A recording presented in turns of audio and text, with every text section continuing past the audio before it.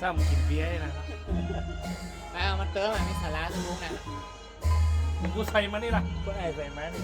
ยังแห่ห่อเป็นเกี่ยวที่ใส่มาเล่นเติมละแม่เดี๋ยวไม่ชิ้นลืมชิ้นปล่อยเสียงเขาไม้ที่นี่นะไหนตัวนี้เดี๋ยวเสียงพูดมันก่อนได้แล้ว คุณก่ะอู้กันนี่แล้วก็เสียงเข้านี่มดแบบตายนะบ่าไหนเนี่ยเหรอไหนฟังพอกันฟังพอกัน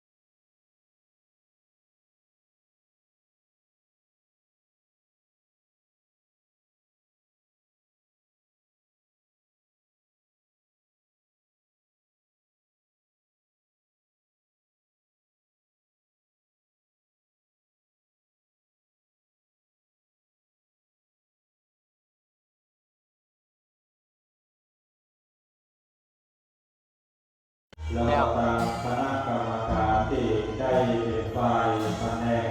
ดูแลน้ำถวายพระเจ้าประสงค์ก็เตรียมพร้อมน้ำเนื้อตลอดถึงน้ำดื่มคณะสัตยาเจ้าภาพในค่ำคืนนี้หากว่าพร้อมก็เอาขึ้นมาที่โบสถ์เทศนานี้ได้เลยเดี๋ยวเราแห่สักครั้งหนึ่งเราจะได้พอเพลงกุศลแล้วนะครับ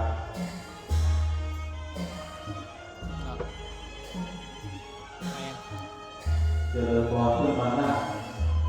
โบสถ์นี้เลยเนอะเพราะว่าในค่ำคืนนี้เราจะได้บำเพ็ญกุศลบนวิหารนี้และในค่ำคืนวันพรุ่งนี้หากว่าเรามีอะไรอย่างเปลี่ยนแปลงบนฟ้าเป็นใจเอาก็จะย้ายการบำเพ็ญกุศลศพไปที่หน้าปราสาทแก้ววิมานธรรมต่อหน้าสรีระร่างของท่านพระครูคำลงวีระพิพัฒน์ซึ่งในค่ำคืนนี้ก็เป็นค่ำคืนแรกได้บำเพ็ญกุศลถวายทานฝากเทศฟังสวดบนวิหารนี้ก่อนในค่ำคืนต่อไปจนถึงวันพระราชทานเพลิงศพเราก็จะใช้ในหมวกแก้วอามหน้าปราสาทแก้ววิมานธรรมแต่ว่าในการถวายทานในเวลา 13 นาฬิกาเราก็จะถวายทานบนวิหารนี้ทุกวันนะครับตั้งแต่วันพรุ่งนี้ไปก็ได้นิมนต์พระเจ้าประสงค์มาหน้าการวันละ40 โดด40 โดดนะครับเพราะฉะนั้นก็เอา7 วันเราจะได้ถวายทานไปเพราะฉะนั้นขอศรัทธาญาติโยมที่จะได้เป็นเจ้าภาพเจริญพรได้คือใจได้และใจตามจะได้เป็นเจ้าภาพสังฆทานถวายทานพระเจ้าประสงค์เพราะว่าพระครูคำลงวีระพิทักษ์มีพระเจ้าประสงค์ผู้จักนักบางบ้านกินตามของวัดนักหลายเมื่อเสียงกลับไปแล้วได้การมาราธนามานักพอสมควรวันนี้ก็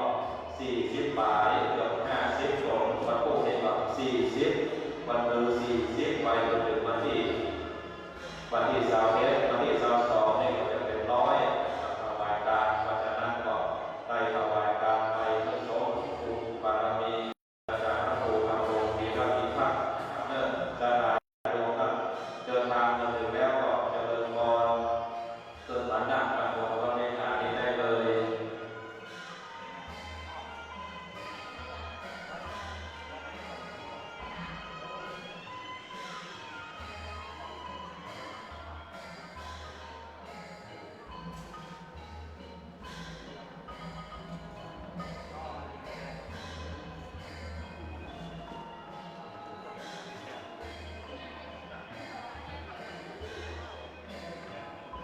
บัดนี้ก็คงจะถึงเวลาที่เราจะได้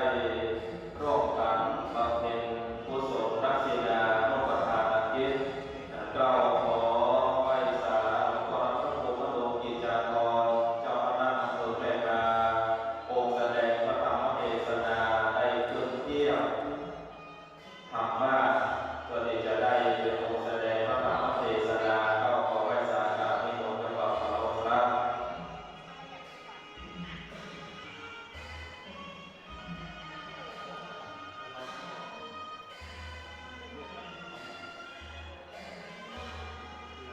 มาได้แห่เรา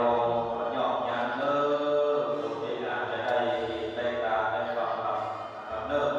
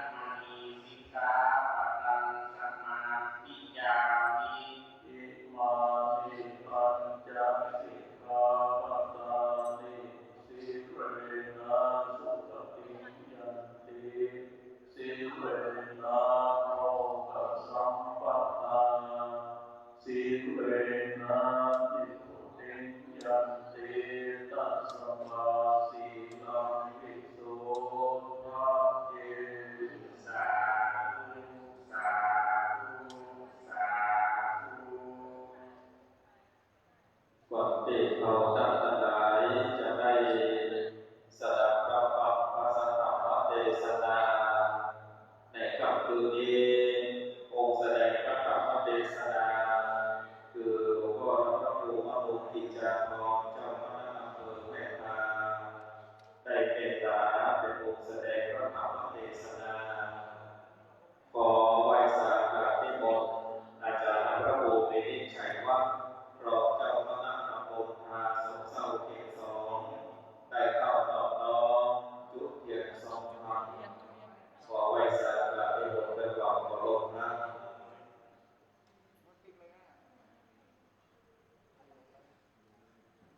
รมของพระพุทธเจ้า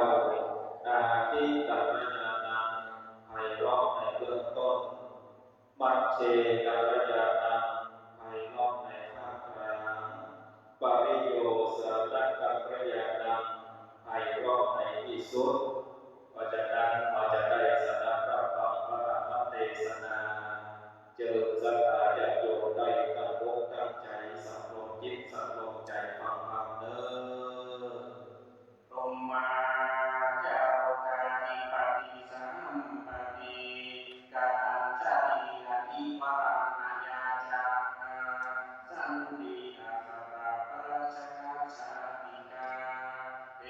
เสตุกามังอนุกัมปิมังปัสสังนะโมตัสสะภะคะวะโตอะระหะโตสัมมาสัมพุทธัสสะนะโมตัสสะภะคะวะโตอะระหะโตสัมมาสัมพุทธัสสะนะโมตัสสะภะคะวะโตอะระหะโตสัมมาสัมพุทธัสสะสัทธาธนังศีลัตถนังหิริตนังโอตปะทนังจาคะทนังภาวุสัจจัญจะทนังปัญญาทนังเตนะปัตติ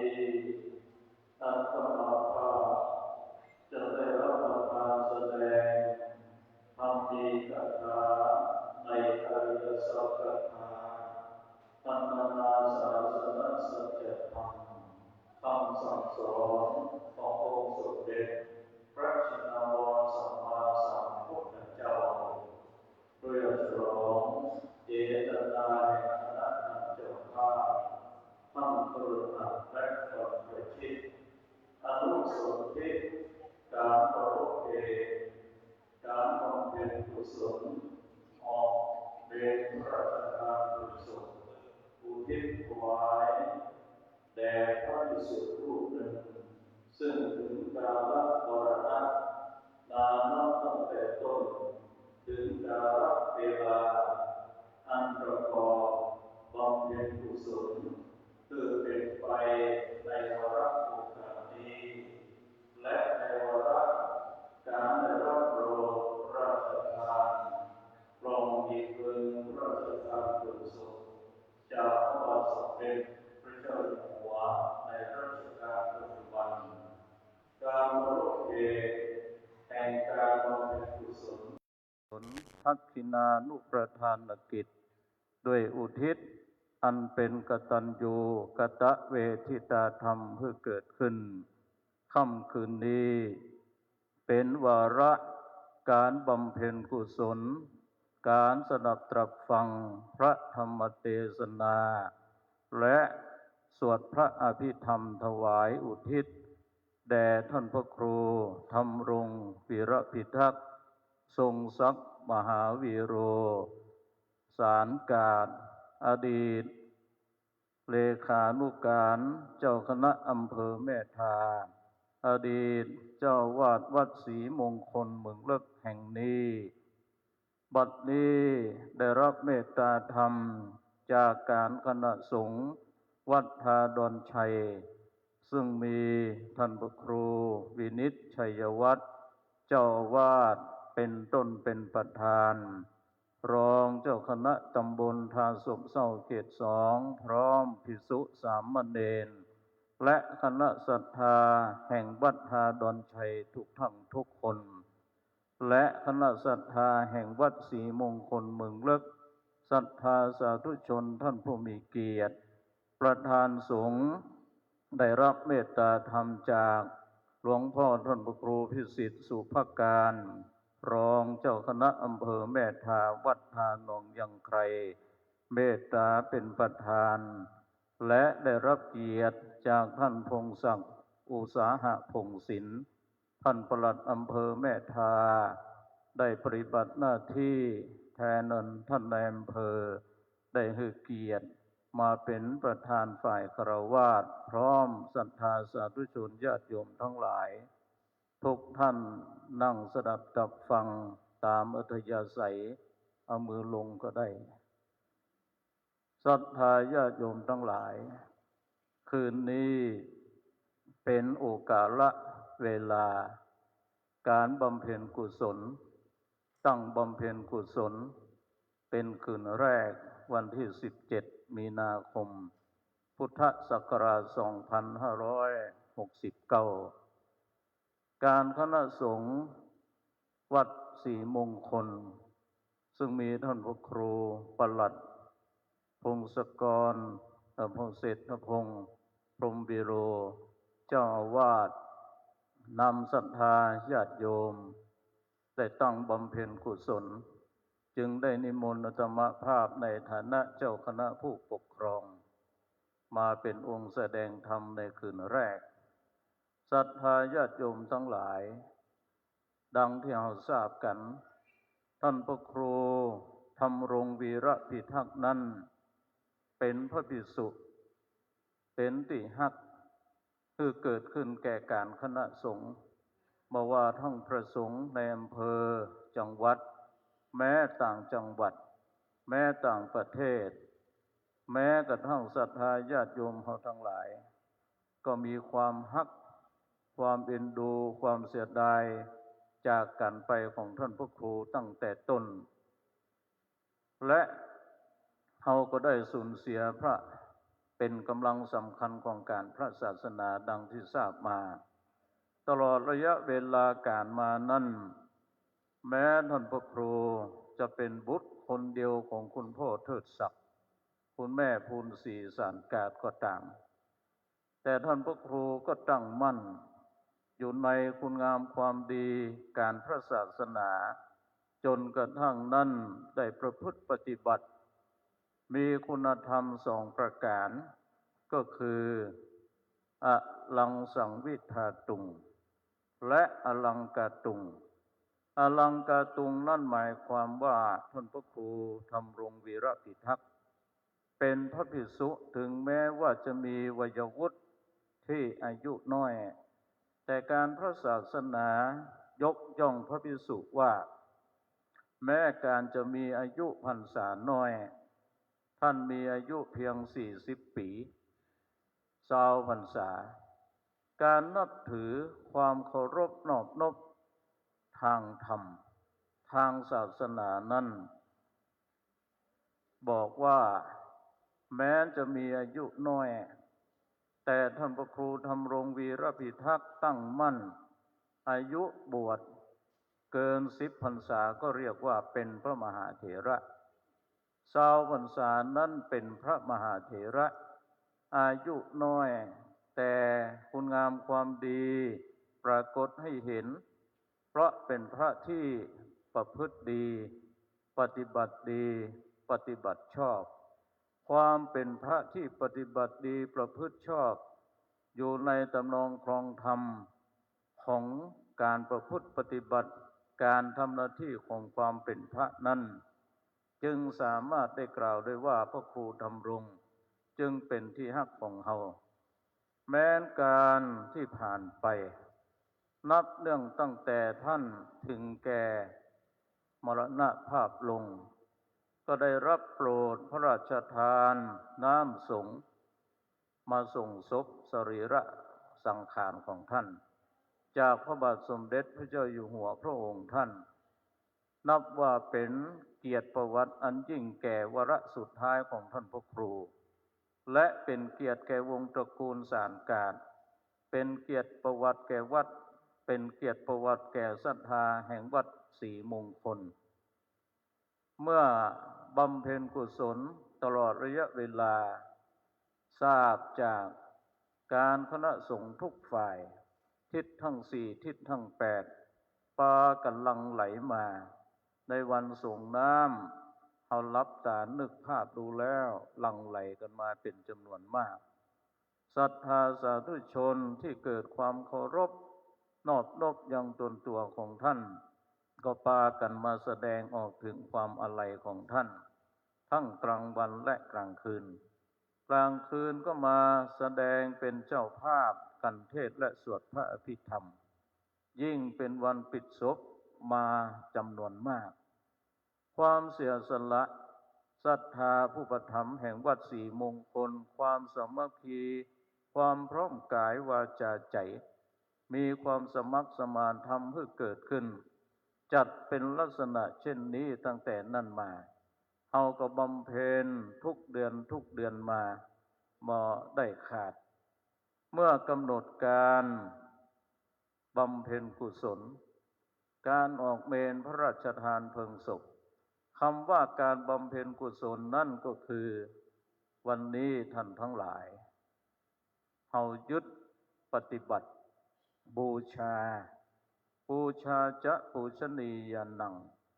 การบูชาบุคคลที่ควรบูชาเป็นอุดมมงคลอย่างยิ่งเป็นสิ่งให้เห็นว่าวันนี้ความพร้อมเพรียงยกย่องเคารพดังที่บอกว่าแม้จะเป็นพระหนุ่มพระน้อยมีพรรษาเพียงแค่20 ปีแต่เป็นเครื่องแสดงให้เห็นว่าการยกย่องบุคคลที่ควรบูชาในหลักธรรมนั่นก็คือเรายกย่องเคารพในพระพุทธพระธรรมพระสงฆ์เป็นมงคลอย่างยิ่งลูกเคารพยกย่องต่อบิดามารดาเป็นมงคลอย่างยิ่งมวลศิษยานุศิษย์เกิดความเคารพยกย่องแม้นท่านพระครูธรรมรงค์จะมีอายุพรรษาน้อยเพื่อนสหธรรมิกทั้งหลายก็ตามศิษยานุศิษย์ทั้งหลายเพื่อนสหธรรมิกทั้งหลายก็ตามเกิดความเคารพจัดงานเป็นไปด้วยลักษณะเช่นนี้นี่ถือว่าเป็นมงคลความเป็นมงคลนั้นจึงกล่าวได้ว่ามีอยู่2 ลักษณะ 1. การบูชาด้วยอมิสบูชา 2. ปฏิบัติบูชาในอมิสบูชานั้นเราจะเห็นได้ว่าเพจของวัดศรีมงคลหมู่เล็กก็ตามแม้การประชาสัมพันธ์ภายในวัดในหมู่บ้านก็ตามทั้งที่ได้ยินและบ่ได้ยิน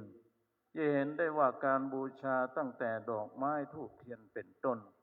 เครื่องใดไทยธรรมทั้งหลายพระไตรบังสกุลทั้งหลายเครื่องสังเฆมีโต๊ะหมู่บูชาเป็นต้นคณะท่านเจ้าภาพสร้างปราสาทถวายเป็นวาระของท่านพระครูก็ตามสิ่งเหล่านี้เป็นอมิสบูชาและปฏิบัติบูชาท่านเศรษฐพงศ์เพื่อนสาธรรมิกศรัทธาวัดศรีมงคลเมืองเล็กบรรดาวงตระกูลอันมีพ่อมีแม่เป็นต้นบรรดาญาติโยมทั้งหลายเกิดความเคารพบูชาปฏิบัติบูชาด้วยการกราบด้วยการแสดงออกถึงเอกฉันทะสามัคคีธรรมภาพที่งดงามวันนี้เพจทั้งหลายตั้งแต่บำเพ็ญไหว้พระหับศีลนิมนต์พระสังฆ4 รูปเทศนาธรรม4 มุมของปราสาทประสงค์ทั้งนั้นเมตตาสวดพระพุทธมนต์ธรรมนิยามสูตรทอดพระไตรเสร็จแล้วเขาได้อัญเชิญหรือนิมนต์สรีระร่างของท่านลงจากวิหารหลวงหลังนี้ไปเข้าสู่กระบวนการทำตามแบบเบ้าโบราณเป็นภาพที่งดงามเพจทั้งหลายสื่อทั้งหลายลงไปทั่วโลกนี่เป็นเครื่องแสดงให้เห็นว่าเอาท่านทั้งหลายนั่นได้มาแสดงออกถึงความกตัญญูกตเวทิตาธรรมขอฝากเอาท่านทั้งหลายว่าการบูชาด้วยอมิสบูชาสิ่งใดๆก็ตามปฏิบัติด้วยกายด้วยวาจาด้วยใจก็ตามถือว่าเราเกิดความเคารพยกย่องท่านพระครูธรรมรงค์วีระพิทักษ์จึงถือว่าเป็นมงคลศรัทธาญาติโยมทั้งหลายธรรมภาพได้หยิบยกหัวข้อธรรมขึ้นแสดงคืนนี้เรียกว่าอริยทรัพย์เป็นทรัพย์ภายในคนโบราณบอกว่าเมื่อเป็นทรัพย์ภายใน ย่อมตกน้ำมาไหลตกไฟมาไหม้มีอยู่7 ข้อพอสมควรย่นย่อแก่กาลเวลาวันนี้เห็นแล้วนี่เหน็ดเหนื่อยกันมากถามท่านพัชวาลเลขานุการธรรมภาพวัดหมื่นเข้าหลวงพ่อผมปวดเนื้อปวดตัวไปหมดนั่นวันนี้ปอเหมาะปอควรเนาะปอกำนันทดเนาะนั่น7 ข้อจะฝากศรัทธาญาติโยมเฮาว่าทรัพย์ภายในของเฮานั้นก็คือคุณธรรมคติธรรมนำตนพ้นความผิดเนติธรรมนำจิตคิดเหตุผลนฤธรรมนำตนพ้นความจนเกิดเป็นคนต้องมีธรรมประจำใจท่านพระครูธรรมรงค์วีระพิทักษ์ทำแบบอย่างเป็นแบบอย่างเป็นแบบแผนเป็นแบบฉบับให้เฮาเนิ่นศรัทธาคำว่าทรัพย์ย่อมมีทรัพย์ภายนอกและทรัพย์ภายในทรัพย์ภายนอกคือตัวตนของเฮาท่านทั้งหลายต่างก็มีตัวมีตนนั้นเฮาจึงเรียกว่าทรัพย์ญาติโยมทั้งหลายมีครอบมีครัวสามีภรรยามีลูกมีพี่มีน้องมีที่อยู่ที่อาศัยหน้าที่การงานทรัพย์สิ่งของทั้งหลายเหล่านี้รวมแล้วจึงเรียกว่าทรัพย์ภายนอกทรัพย์เหล่านี้จะมีความเจริญหรือไม่มีความเจริญท่านพระครูธรรมรงค์วีระพิทักษ์ที่เป็นพระดังที่เฮาปรากฏว่าเป็นที่เคารพแม้ตายไปคนก็มามากหลั่งไหลมามากก็เพราะท่านพระครูธรรมรงค์เนี่ยมีธรรมของพระพุทธองค์เป็นตัวกำกับในตนตัวของท่านประพฤติปฏิบัติอยู่7 ข้อ 1. ศรัทธาทนังศรัทธาทนังก็คือความศรัทธาเชื่อมั่นต่อพระพุทธต่อพระธรรมพระสงฆ์ประสาทะคือความเลื่อมใสท่านพระครูธรรมรงค์นี้เมื่อ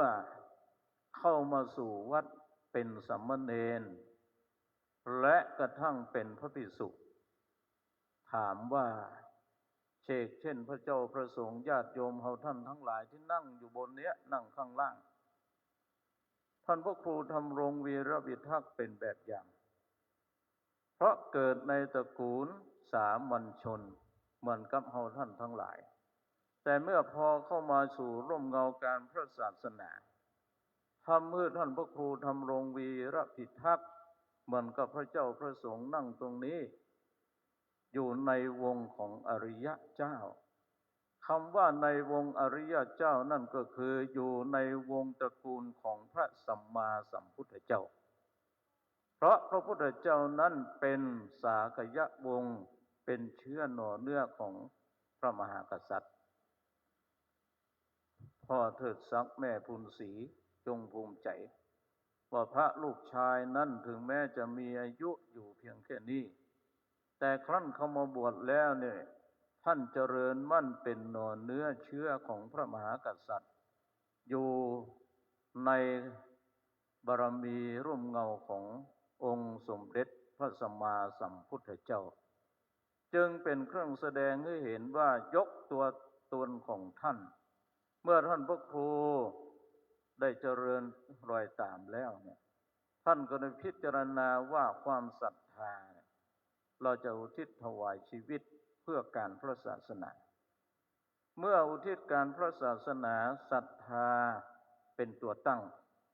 ก็คือประพฤติตัวตนของท่านศรัทธาตั้งมั่นต่อพระพุทธต่อพระธรรมพระสงฆ์นึกถึงว่าท่านมีบุพการีชนเป็นตัวให้กำเนิดคือพ่อคือแม่พอมาอยู่ร่วมเงาการพระศาสนาท่านจึงปลูกศรัทธาอย่างแท้จริงว่าจะเอาตัวของท่านเจริญมั่นคงการเป็นผู้เจ้ายึดเอาพระพุทธเจ้าเป็นพ่อยึดเอาพระธรรมคำสั่งสอนของพระพุทธเจ้ามาเป็นแม่ยึดเอาครูบาอาจารย์คือพระอุปชายะวันแรกที่ท่านเข้าอุปสมบทณพัทธสีมาวิหารหลังนี้เดิมเป็นอุโบสถ ในวันนั้นหลวงปู่พระครูอาทรพรหมคุณครูบาลัยพรหมสโรอดีตเจ้าคณะอำเภอแม่ทาเจ้าวัดวัดท่ากาศท่านให้นามฉายาของพระทรงศักดิ์ว่ามหาวีโรมหาแปลว่าใหญ่วีระวีโรแปลว่าผู้มีความกล้าหาญนั่นฉายาของท่านนี่ก็คือเป็นพระที่มีความกล้าหาญอย่างยิ่งใหญ่นี่จะเห็นว่าท่านศรัทธาอย่างแท้จริงความศรัทธาอย่างแท้จริงต่อพระพุทธต่อพระธรรมพระสงฆ์ประพฤติปฏิบัติทำให้ท่านนั้นเจริญมั่นคงจบนักธรรมชั้นเอก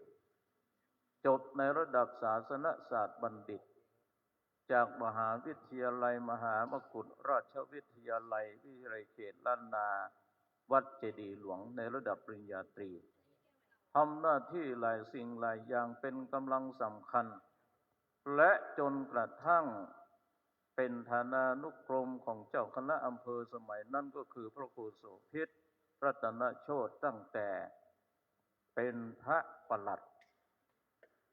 จนกระทั่งสร้างคุณค่าคุณงามความดีได้รับพระราชทานตั้งสมณศักดิ์ในราชทินานามคือพระครูธรรมรงวีระพิทักษ์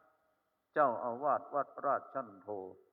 จึงนำมาซึ่งคุณงามความดีเป็นเกียรติประวัติของท่านเพราะความศรัทธาและประพฤติปฏิบัติต่อมาจนกระทั่งวาระสูงสุดของท่านก็คือได้เลื่อนสมณศักดิ์เป็นพระครูสัญญบัตรเจ้าวาดวัดราชชั้นเอกในราชทินานามเดิม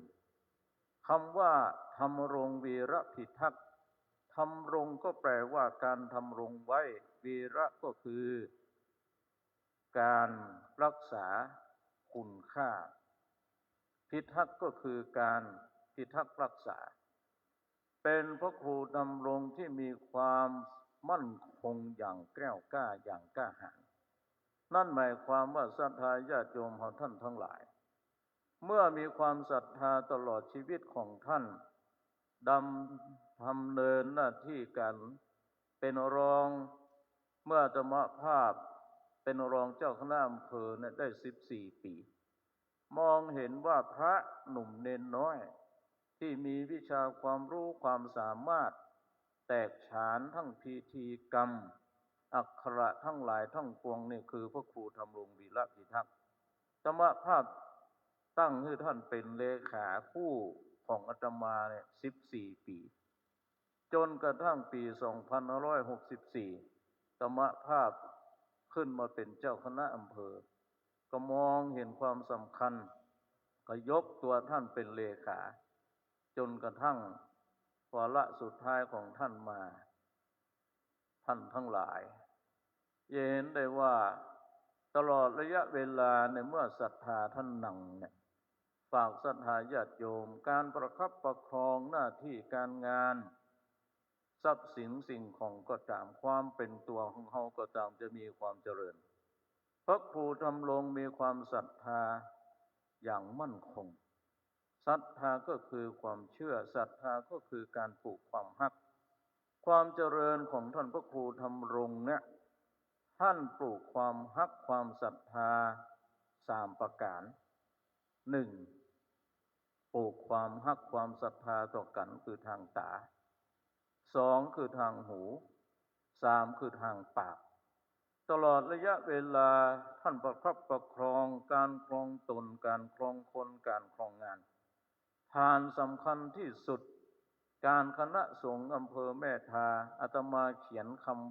ำพรรณนาหน้าที่เลขานิศรัทธาวันสุดท้ายเสาร์2เนี่ยเพิ่นจะแจกหนังสือ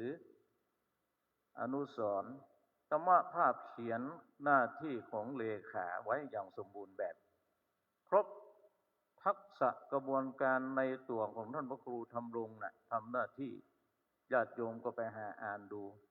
เพิ่นจะแจกไปอ่านดูอาตมาเขียนนั่นแหละคำไว้ว่าหน้าที่เลขาคืออะไรท่านจะพรรณนาคืนนี้ก็ใช้เวลานานนั่นจึงเป็นเครื่องแสดงให้เห็นว่าตา โทษผู้อื่นแลเห็นเท่าภูเขาโทษของเราแลไม่เห็นเท่าเส้นขนกลิ่นคนอื่นเหม็นเบื่อเราเหลือทนกลิ่นของตนถึงเหม็นไม่เป็นไรตาศรัทธาญาติโยมท่านพระครูธำรงเป็นเลขา14 ปีในฐานะรอง4 ปีในฐานะเจ้าคณะอำเภอบ่เคยทำสงฆ์แตกแยกบ่เคยจุพี่น้องศรัทธาวัดทาสีมงคลแตกแยกบ่ปาพิษบ่ปาเทียงกันเพราะตาของท่านเป็นตาที่ตากว้างมีวิสัยทัศน์ประคับประคองสร้างตัวตนของท่านนี่จะเห็นได้ว่าการมีตาปลูกความฮักในทางตาบ่ได้มีตาอิจฉาริษยาจึงขอฝากท่านทั้งหลายว่าทรัพย์ภายในของท่านเกิดจากตาหูของท่านเป็นพระที่หูนักแน่นมีเหตุมีผลจึงประคับประคองการคณะสงฆ์เรียบร้อยวัดวาอารามเรียบร้อยปากนี่เป็นเรื่องสำคัญศรัทธาถ้าท่านพระครูทำรงทำหน้าที่แต่ถ้าปากซอกปากแสปากนั้นย่อมทั้งปากสร้างคุณย่อมทั้งปากสร้างในสิ่งที่มามีคุณแต่ท่านพระครูทำรงมีศรัทธาปลูกความฮักโดยอย่างมั่นคงมาสร้างปากของท่านเป็นพิษเป็นภัยให้เกิดขึ้นจึงฝากศรัทธาว่าอยากจะมีความเจริญภายนอกทรัพย์ภายนอกคือมีคุณธรรมเหมือนท่านพระครูทำรงข้อที่ 1ข้อที่ 2ทรัพย์สำคัญในตัวตนของท่านพระครูทำรงวีระพิทักษ์เพราะการครองตนการครองคนการครองงานฐานสำคัญที่สุดท่านเป็นพระที่เรียบร้อยการประพฤติปฏิบัติที่เรียบร้อยจึงเป็นที่เรียบร้อยของเฮาท่านทั้งหลายแม้นการณบัดนี้จึงได้รับโปรดเกล้าเป็นสิ่งสูงสุดก็คือกล่องเพลิงหีบพระราชทานในวันที่22วันนั้นจึงเรียกว่าเป็นวันออกเมรุพระราชทานเพลิงศพนี่ก็เพราะท่านมีศีลในทางกายทางวาจาทางใจประการต่อมานั่นจะประพฤติสิ่งใดสิ่งหนึ่งมาพิจตามขนองครองธรรมทรัพย์ภายนอกและทรัพย์ภายในทรัพย์สิ่งใดที่เป็นส่วนตัวในฐานะเจ้าอาวาสทรัพย์ที่เป็นทรัพย์สมบัติของวัดของวาท่านแยกออกท่านบ่ได้ละโมบเพราะท่านมีทรัพย์ภายในเป็นคุณธรรมก็คือหิริคือความละอายแก่ใจจะทำสิ่งใดๆก็ตามนั้นนึกถึงว่าโอตตัปปะความเกรงกลัวต่อบาปกรรมนี่จึงทำให้ชีวิตของท่านจึงมั่นคงเห็นได้ว่าหิริและโอตตัปปะนี่เป็นคุณธรรมที่ยิ่งใหญ่ในตัวของท่านพระครูธำรงวีระพิทักษ์จึงทำสอนศิษยานุศิษย์ของท่านอย่างมั่นคงท่านพระครูประหลัดเศรษฐพงศ์หลายรูปแม้กระทั่งศิษย์ที่ออกไปเป็นฆราวาสญาติโยมเห็นว่าตรงนี้เนี่ยท่านจะฝากจะสอนบอกกล่าวลูกศิษย์อยู่ตลอดเวลานั่นศรัทธาญาติโยมของท่านทั้งหลายคุณค่าคุณงามความดีอันเป็นทรัพย์ก็คือหิริคือความละอายแก่ใจโอตตัปปะคือความเกรงกลัวต่อบาปต่อกรรมเพราะท่านพระครูนึกถึงว่าเศษกรรมใดๆก็ตามที่จะแก้ไขนั่นก็คือแก้ที่ตัวเราบ่สามารถจะให้บุคคลคนใดไปแก้กรรมแก้เวรได้นั่นท่านจึงทำเป็นแบบอย่างว่าเราจะต้องมั่นคงมีความละอายต่อบาปกรรมมีความเกรงกลัวต่อบาปกรรมประการต่อมานั่นตลอดระยะเวลาน้ำบ่อน้ำคลองยังเป็นรองน้ำใจน้ำในที่ไหนๆก็สู้น้ำใจไม่ได้เราจะเห็นว่าญาติโยมหลั่งไหลกันมาแม้กระทั่งวันสุดท้ายวันที่22ท่านทั้งหลายจึงขอฝากเราช่วยกันประคับประคองเพราะจาคะทนัง ทำรวมนี่ก็ถือว่าเมื่อเราให้น้ำใจแก่เขาครั้งเมื่อเราถึงภาวะสิ้นลมหายใจไปแม้เราจะไม่เห็นด้วยตาแต่เราก็ย่อมทราบด้วยญาณวิถีนั่นพระครูธรรมรงค์จึงเป็นพระในเพลงวัดศรีมงคลประจำตัวว่าไปศึกษาต่อไปนี้คนจะมาศึกษาท่านจะไปเห็นชอบไปดูศึกษาว่าเวลามีกิจมีการมีงานที่งานของศพคือเจ้าที่ไหนเนี่ยท่านจะไปหมดท่านจะไปศึกษาดูงานวันที่สองเนี่ยคนจะมาดูงานเอาท่านทั้งหลายช่วยกับประคับประคองจาคะนั่นหมายความว่าท่านเป็นพระที่เสียสละมัตมีกำลังกายมัตมีในคำพูดคำจาเป็นพระที่เสียสละเป็นโดยเฉพาะคือกระลงสาธมิกวันนี้ที่คือกระลงวันนี้ท่านทั้งหลายท่านอยู่มาด้วยกันท่านพระครูธรรมรงค์เป็นพระที่มีความรู้เป็นศาสตร์อย่างชนิดหนึ่งก็คือถือกระลงเทศบางทีก็เก่งศาสนพิธีกรรมทั้งหลายเพราะท่านพระครูธรรมรงค์เป็นพระที่มีจากพระคือเสียสละการเสียสละจากตัวทั้งหลายนึกถึงว่าเวลาท่านมีกิจเอาไปท่านเมื่อเรามีกิจคนมาวันนี้ธรรมะจึงกล่าวได้ว่าทราบโดยนาพิธีกิจวิญญาณของพระพุทธรูปทรงชื่นชมอย่างมากวันนี้เป็นพระที่งดงามการพระรัตนาท่านโดยมีหลวงปู่พระครูวรธรรมาภิรมอายุ91 โยมเดินจุงศพอาตมาก็เป็นห่วงหลวงปู่ปกครองนั่นแหละหลวงปู่เดินรอบที่แห่งหลังนี้กว่าเด็กกว่าเลยหลวงปู่ดีใจว่าพระครูธรรมรงค์เป็นพระพุทธเจ้าหนุ่มน้อยที่ดีหลวงปู่จึงเดินสันติจึงเดินจาคะตรงนี้เป็นทรัพย์ยิ่งใหญ่เป็นความศรัทธาประการต่อมานั้นทรัพย์ต่อมาก็คือพระมุสัจจันจักรนังพระมุสัจจันจักรนังก็คือการเป็นมิตรซึ่งกันและกันในหลักธรรมก็คือกัลยาณมิตรท่านพระครูธรรมรงค์อุสภาเป็นพระที่มีกัลยาณมิตรครูบาอาจารย์เจ้าทั้งหลายพระสังฆทั้งหลายจำนวนมากอย่างพระคุณเจ้ารูปหนึ่งเป็นพระครูพลังดูจากวัดทำงานมานอนช่วยงานในหลายมื้อหลายวันหลายวัดหลายว่าท่านพระครูวินิจท่านพระครูสังฆรักษ์ท่านอัดท่านพระครูสถิตพระณโสพลเจ้าวัดป่าเปาศรีไซมูลรัตนปัญญารังสิตคือท่านพระครูธรรมธรสุพนัสเป็นต้นปากันมานั่นเป็นความแสดงให้เห็นว่าการอยู่ร่วมโดยมีกัลยาณมิตรเนี่ยย่อมเป็นพี่เป็นน้องซึ่งกันและกันท่านพระครูธรรมรงค์จึงเป็นแบบอย่างเป็นแบบแผนแบบฉบับเพื่อเฮาฮู้ได้หันว่าความเป็นพี่เป็นน้องย่อมสร้างสันไมตรีให้เกิดขึ้นความสามัคคีธรรมใดๆย่อมทำเพื่อเกิดขึ้นจึงเป็นเครื่องแสดงให้เห็นว่าชนใดก็ตามถ้าปราศจากการไม่มีกัลยาณมิตรคือบ่มีพี่มือม้อบ่มีน้องก็เปรียบเสมือนการอยู่โดยเปล่าเปลี่ยวเดียวดายข้อสุดท้าย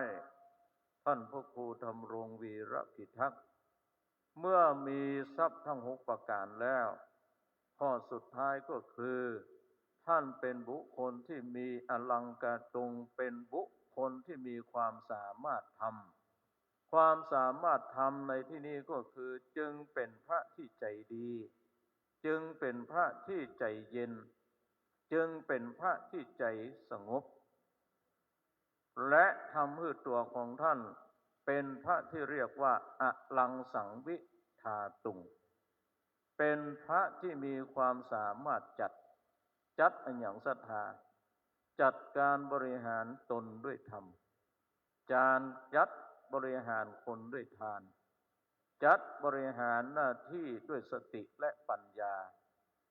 ศรัทธ ข้อที่7ก็คือปัญญาท่านนังจึงขอฝากศรัทธาญาติโยมของท่านทั้งหลายว่าคุณธรรมของท่านพระครูธรรมรงค์วีระพิทักษ์7ประการเนี่ย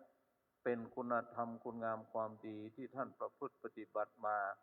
ประคองยังตนยังตัวประคองยังศรัทธาญาติโยม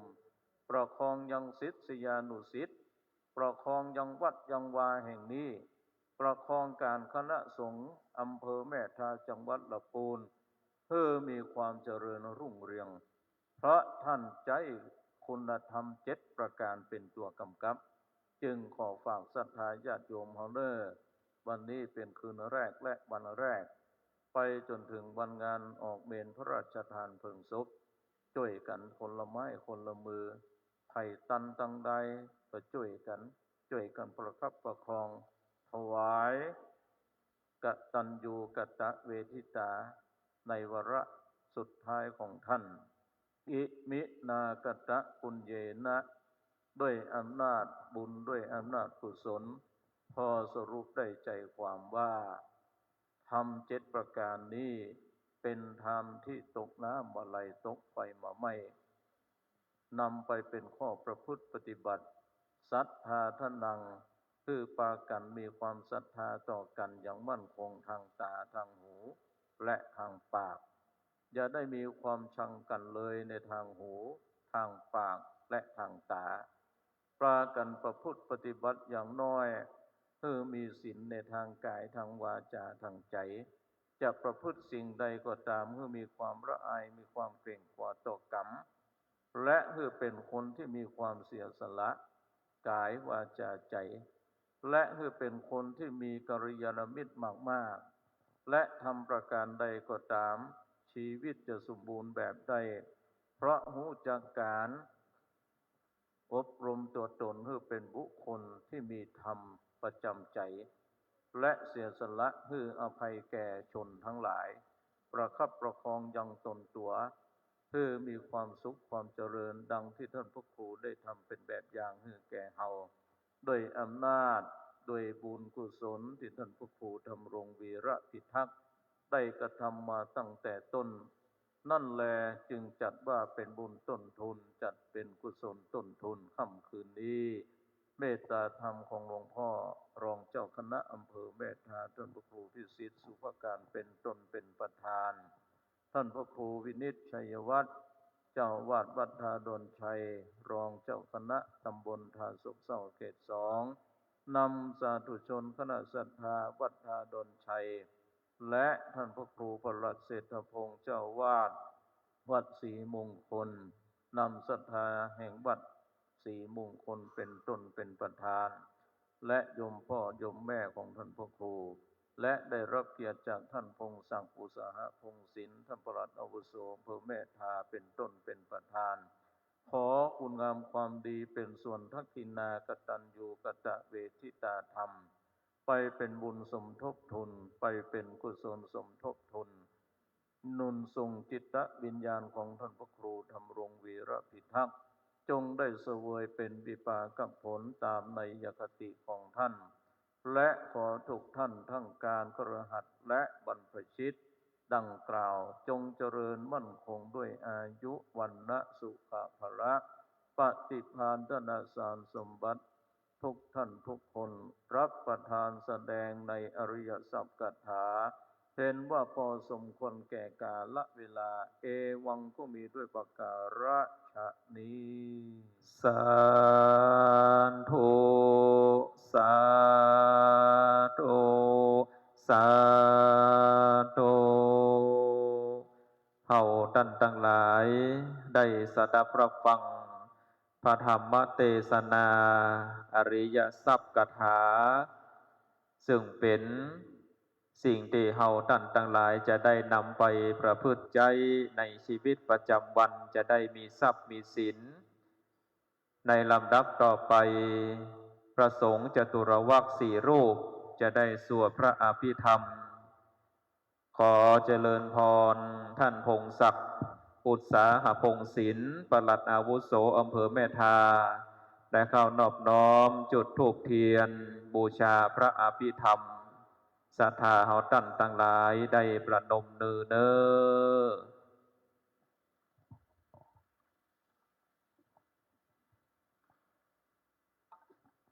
แล้วก็ได้ตั้งอกตั้งใจสดับรับฟังพระสงฆ์จตุรวัตรสัมมาวะโตอะระหะโตสัมมาสัมพุทธัสสะนะโมตัสสะภะคะวะโตอะระหะโต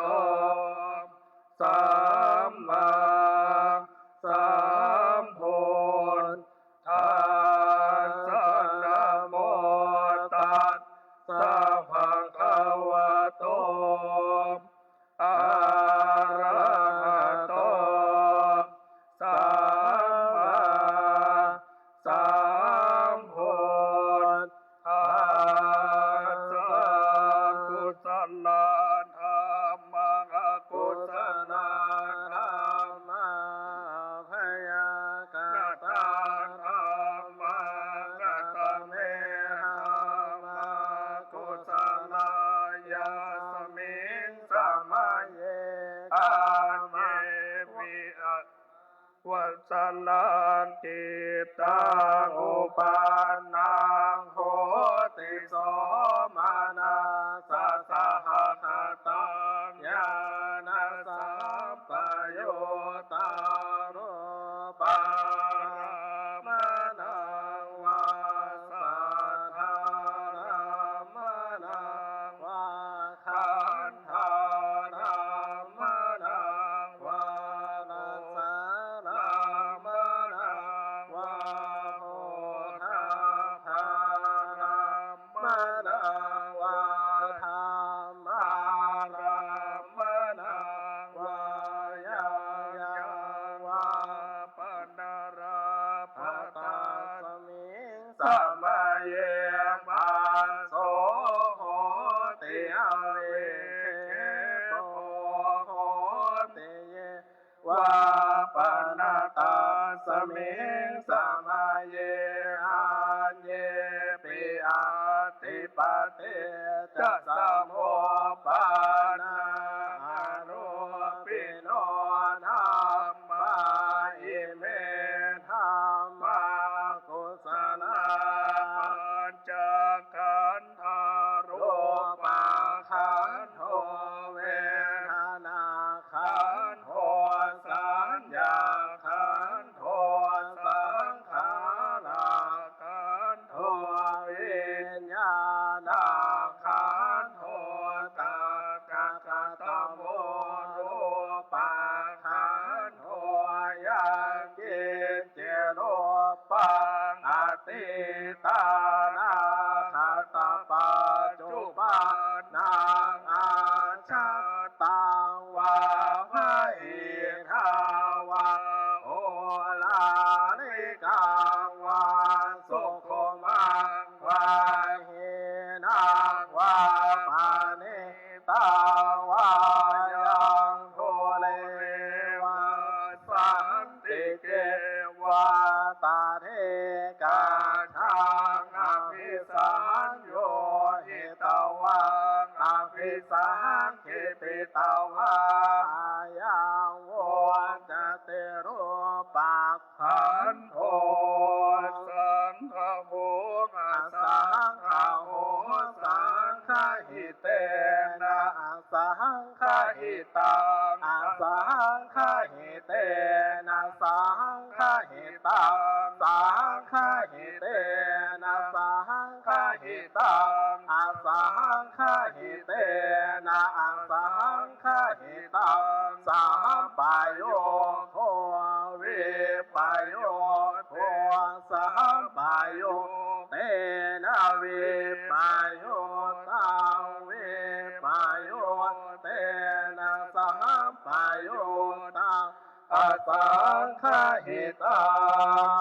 งปัญญาติโยขันธปัญญาติอายุตนะปัญญาติธาตุปัญญาติสัจจปัญญาติเอ ปัญญาติโภคารปัญญาติกิตาวตาโภคาลานังโภคลปัญญาติสมัยวิโมตโตสมัยวิโมตโตโกปาดามโมอาโกปาดามโมปาริหานธรรมโมอปาริหานธรรมโมเจตนาภาโพอนุรักขานาภาโพปุตโตชาโนโคตานะโพพโยปาราโตอภโยปาราโตภาภาขมโนอาภาภาขมโนนิยโตอนิยโตปฏิปันนะโกภะเรหิโตอะระหะอะระหะตายปฏิปันโนโมกัลโลอุปาราปฏิสัจฉิกาทัพพะระปันเทนาติอามันตายโยสัจฉิกาโทปะระมันโทตะโทโสโภคาโลอุปาราปฏิสัจฉิกาทัพพะระมันเทนาตินาเหวาวาตาเพอาชานาหิเนคาหังอาจิโปกาโลอุปาราปฏิสัจฉิกาทัพพะระมันเทนาตินาวตาเรวตาเพโยสัจฉิกาโทปะระมันโทตะโตโสโภคาโล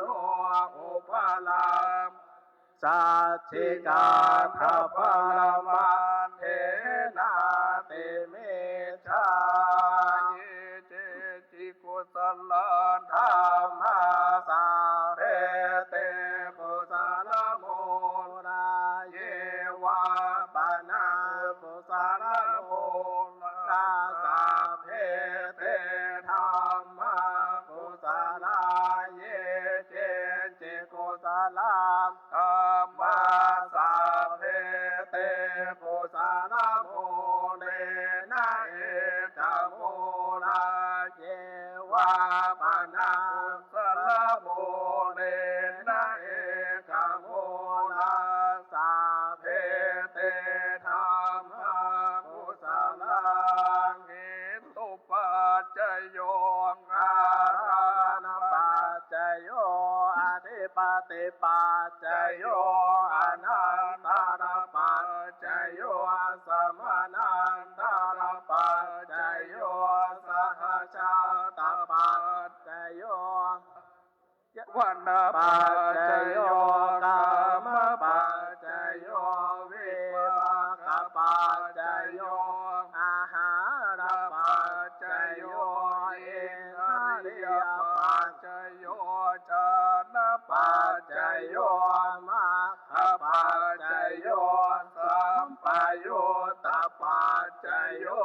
วิปโยตปัจจโยอาทิปัจจโยนาทิปัจจโยวิคตปัจจโยอวิคตปัจจโยสาธุพระสงฆ์จตุรวรรคจากสำนักวัดรัตนปัญญารังสิตสันตนดูอำเภอดอยสะเก็ดได้เมตตาสวดพระอภิธรรมเป็นตีเรียบร้อยต่อไปเขาจะได้สวมมาโคตานและจะได้ทอดผ้าปังสกุลได้ถวายทานเป็นลำดับต่อไปมามิธรรมกติกเตสัน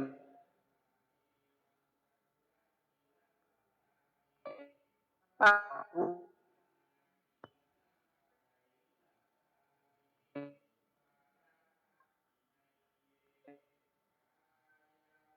เรว วาลีตัวเรมโนตัวเรสันจิจะปะมาเตนาวาสันจิจะปะมาเตนาวากา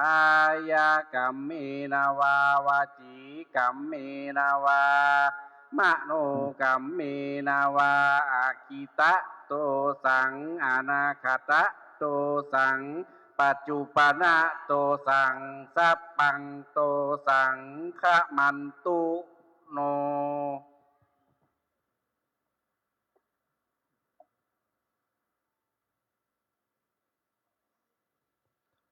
เจ้าหน้าที่ได้นำน้ำขมิ้นสมปล่อยได้ประพรมเครื่องไทยทาน เพื่อให้ของทานทั้งหลาย เป็นของทานอันบริสุทธิ์เพิ่งที่จะได้ถวายแต่พระติตะทไลยรัตนะผ่านแผ้วพระแก้วเจ้าทั้ง5 ประการลำดับต่อไปจะเป็นการทอดผ้าไตรปังสุกุล จะได้เจริญปอนเด่นเจิญจำนวน5 ท่านได้ยินชื่อแล้วก็ได้เข้าไปรับผ้าและนำไปทอดที่ภูสายงลำดับแรกนั้นขอเจริญพรท่านพงศักดิ์อุตสาหะพงศิลป์ปลัดอาวุโสอำเภอแม่ทาเป็นไตรที่1ไตรที่2ขอเจริญพรพ่อเสาแก้ววงจันตะท่านที่3เจริญพรท่านสท.วินัยทากิจเจริญพรนายจรัญใจกาดและท่านสุดท้ายเจริญพรพ่อตรีปัณณศักดิ์จำนวน5 ท่านเป็นตัวแทนเฮาท่านทั้งหลายได้ทอดถวายผ้าไตรปังสกุลอุทิศถวายท่านพระครูธรรมรงค์วีระพิทักษ์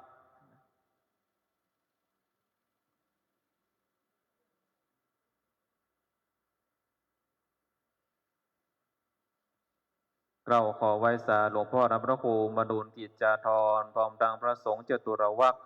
ได้ขึ้นพิจารณาผ้าไตรปังสกุลด้วยความเคารพครับ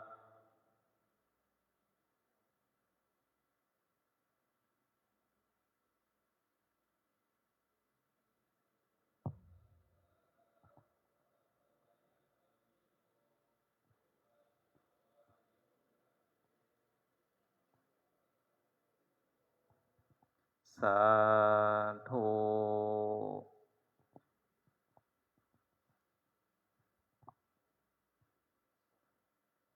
ลำดับต่อไป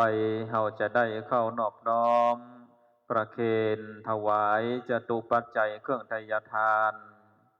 ได้ลำดับเบื้องต้นดันเก้าขอไว้สากับนิมนต์หลวงพ่อท่านพระครูพิสิทธิ์สุภาการรองเจ้าคณะอำเภอแม่ทาได้เข้านอบน้อมประเคนกันพระพุทธเป็นพุทธปูจาเป็นเคารพเบื้องต้นเราขอไว้สาด้วยความเคารพครับซึ่งหลวงพ่อก็ได้มีสมณเมตตาได้เดินทางมาร่วมฟังเทศน์ฟังสวดกับหมู่เฮาท่านทั้งหลาย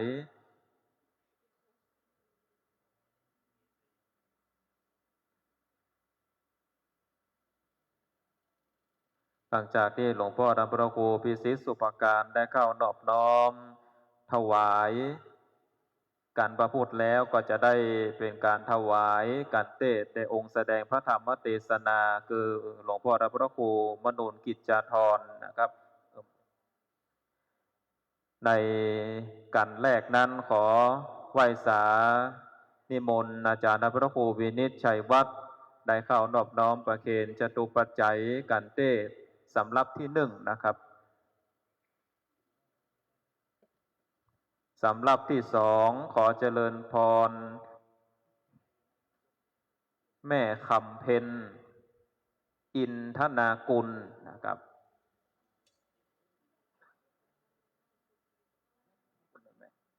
สำรับที่2ที่เป็นนะครับ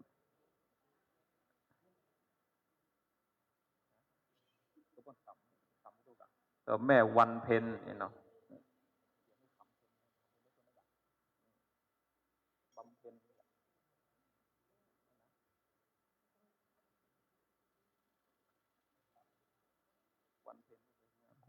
เอาต่อไปจะได้ถวายจตุปัจจัยพระสงฆ์จตุรวรรครูปที่หนึ่งนะครับขอเจริญพรแม่หลวงกันนิกาเป่งเศร้าผู้ใหญ่บ้านบันดอนใจท่านที่สองเจริญพรแม่อัมพรพงศปินเจริญพรแม่มาลีเวียงเงินขอเจริญพรท่านผู้ช่วยดวงเดือนปิ่นงามทั้งสี่ท่านได้เข้านอบน้อมประเคนที่พระสงฆ์จตุรวรรคทั้งสี่รูปเลยนะครับ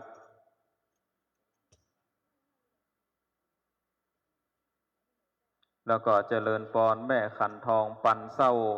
ได้เข้านอบน้อมมอบปฏิกาละแก่มัคคณายกปนานาจารย์วัดสี่มงคลเมืองลึก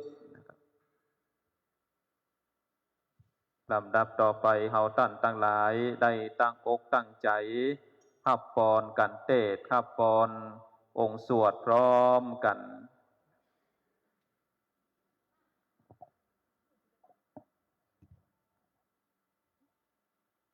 ยะถา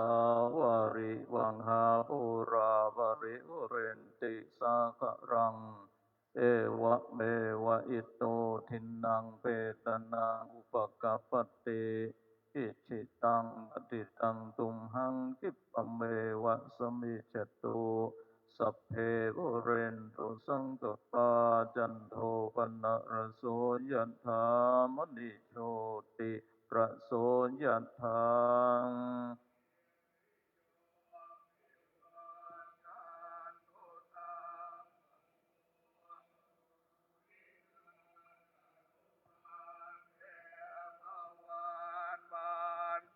รายโยโตอายุโกภวะเทวานันเตสะเตจาอาภะยินโนจาตา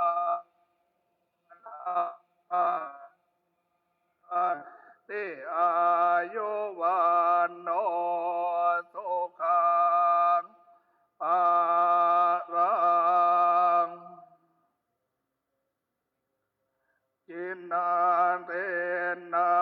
สังฆามิสุปเตนิตาเทงตังหิตายาสัทธานาโสอุปังกามปฏิโสยาติโวจังอายังมินทาสิโตเปตานาโพชาจักกตานามรัญจะเพโคนัมมโนปเตนังเอหิปนยังปัสสุตังอนาปกันติมปะมังคารังลังคันตุสามเทวตาสัพอนุภาเวนนะสันทาโสทิภาวันตุเตตุสาพัมบังคารังลังคันตุสามเทวสาพธรรมานุภาเวนนะสันทาโสทิภาตุเตภวันตุสาพมังคารังลังคันตุสามเทวสามสังฆานุอาเวนนะสันทาโสทิภาวันตุเต สาธุขอไว้สาธิมนต์และเจริญพรท่านสาธุชนท่านทั้งหลายได้สำรวมจิตตั้งจิตเพื่อเป็นกัลยาณจิตเอกคตาจิตเจริญจิตตภาวนาเพื่อให้ครบองค์สามทานศีลภาวนาโดยพร้อมเพียงกันนะครับ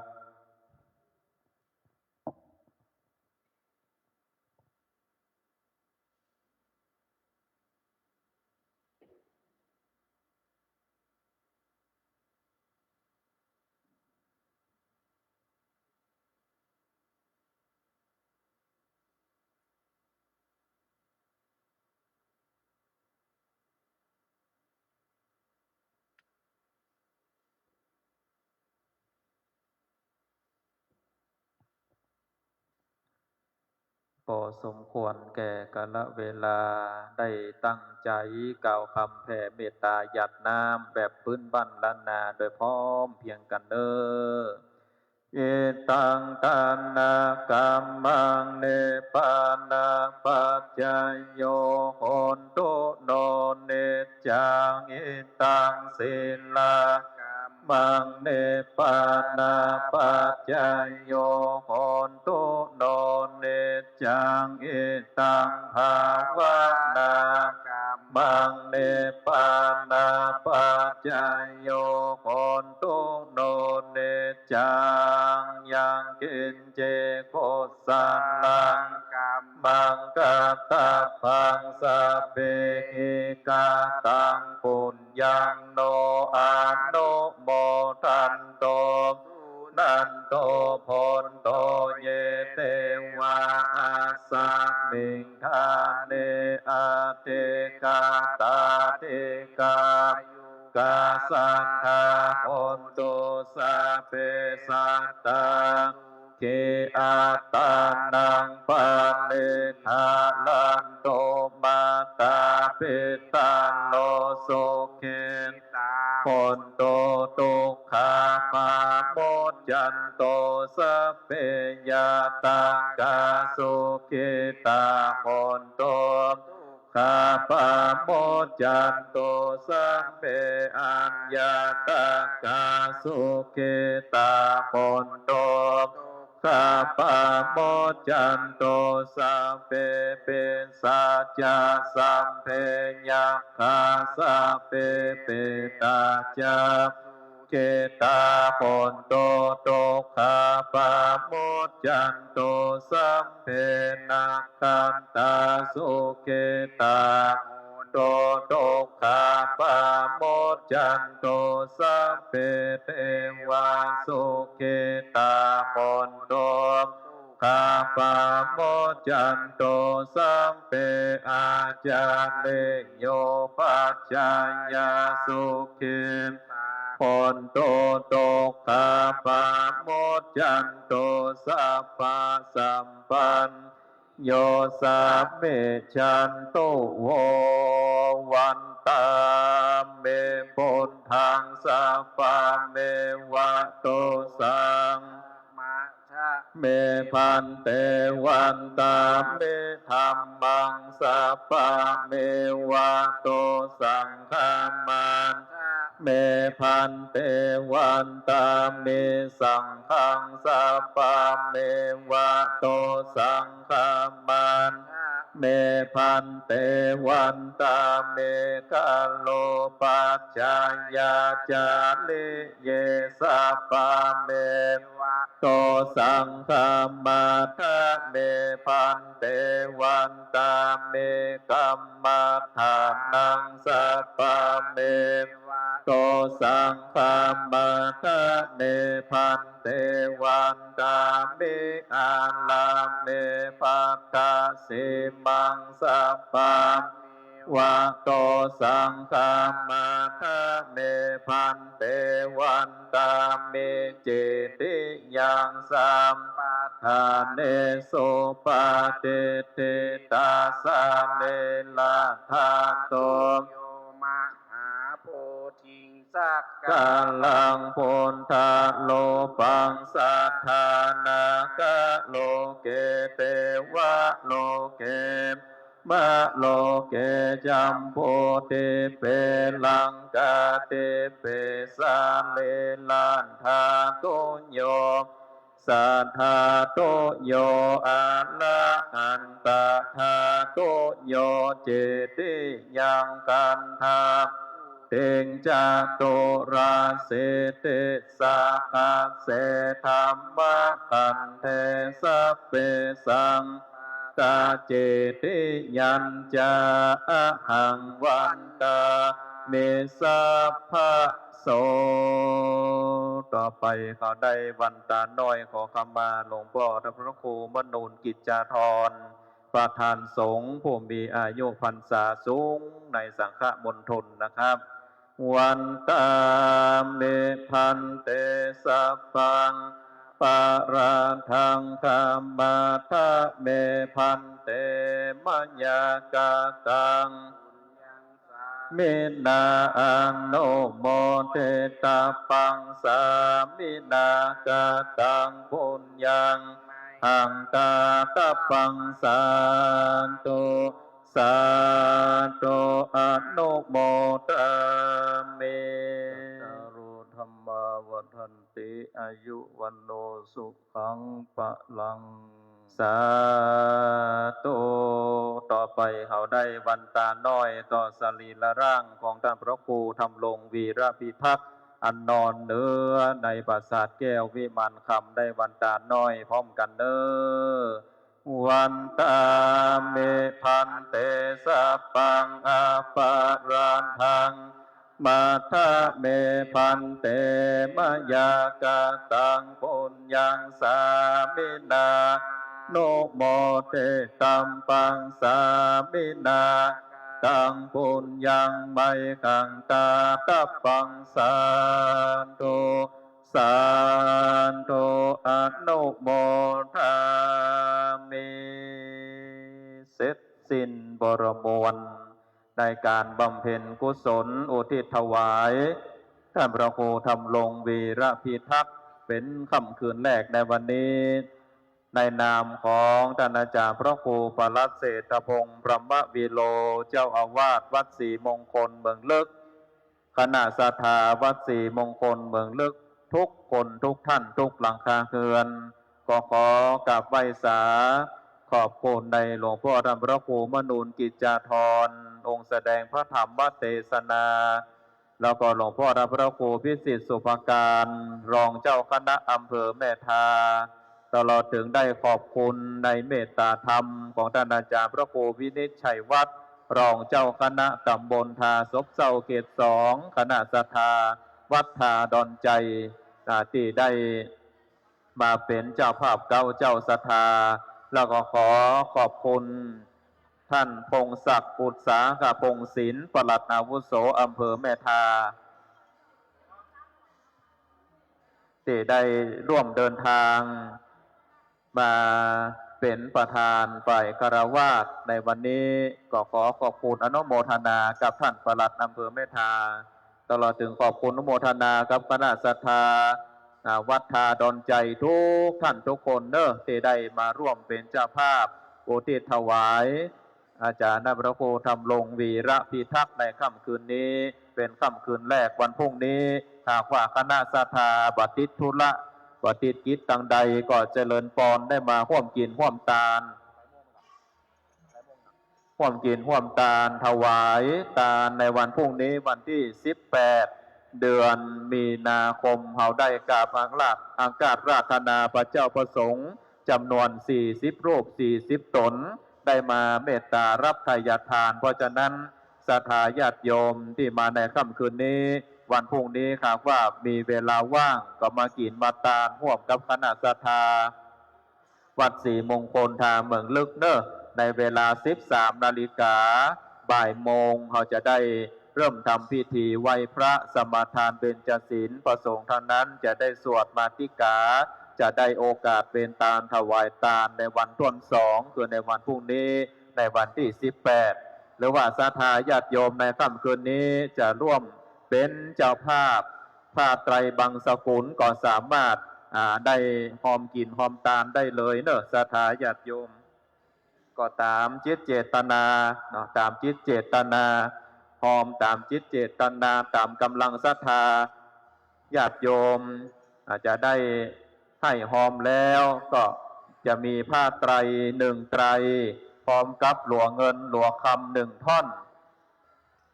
นิมนต์นะครับนิมนต์พระสงฆ์สามเณรนั่งประจำที่นะครับเนอะตอนนี้คณะศรัทธาจะไปบูชานะครับจะไปบูชาผ้าไตรบูชาหลวงแล้วนะครับตามจิตเจตนา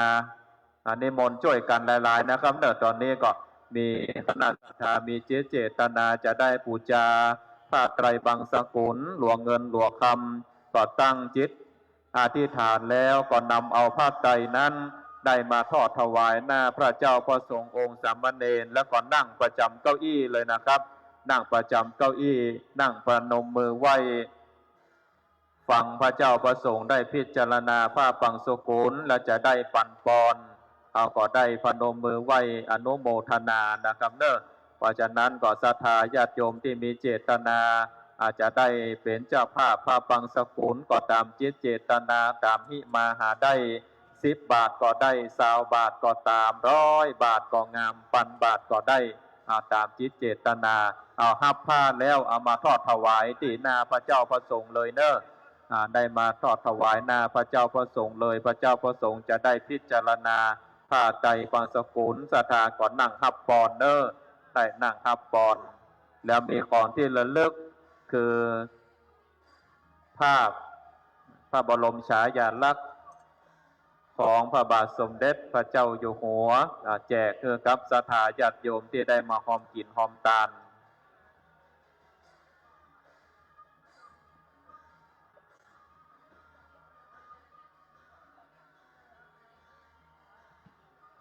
ขอบคุณอนุโมทนาศรัทธาญาติโยมที่ได้มาร่วมกินร่วมทานในค่ำคืนนี้ทุกท่านทุกคน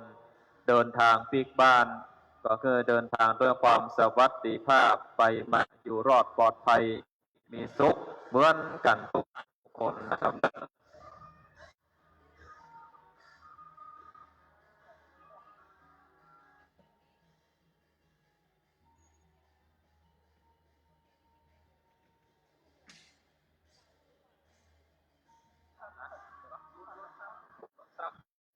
อนุโมทนากับเจ้าภาพน้ำปานะตลอดถึงน้ำดื่มในค่ำคืนนี้คณะบุญล้นทรัพย์ได้เปลี่ยนเจ้าภาพตลอดงานเนาะตลอดงานทุกค่ำคืนแล้วก็จนถึงวันพระราชทานเพลิงศพขอบคุณอนุโมทนาบุญล้นทรัพย์จะได้มีบุญมีทรัพย์ได้ล้นเหลือไม่ขาดไม่เกินบุญล้นต่อไปอนุโมทนาทุกค่ำคืนนะครับเนอะ